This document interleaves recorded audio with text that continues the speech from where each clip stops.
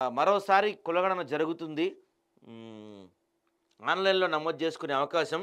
Toll free నంబర్‌కు call చేసినా గణకులు అంటే ఎవరైతే ఈ ఎన్యూమరేటర్స్ ఉంటారో వాళ్ళ ఇంటికొస్తారు. ప్రజాపాలన సేవా కేంద్రాల్లో కూడా నమోదు చేస్తారంట. నేటి నుంచి 28 వరకు సేకరణ. అది.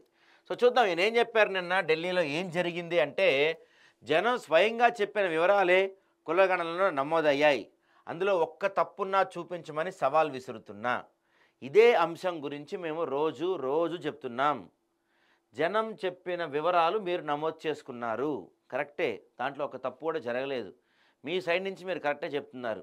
కానీ నేను చెప్పేదేంటంటే, జనం చెప్పిన వివరాలు కరెక్టా కాదా అనే అంశాన్ని ఎవరు రాసుకున్నారు?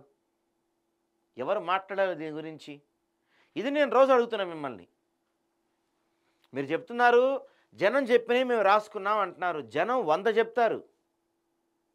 మీరిచ్చే పథకాల కోసం, మీరిచ్చే వాటి కోసం 100 అబద్ధాలు చెప్తారండి జనం.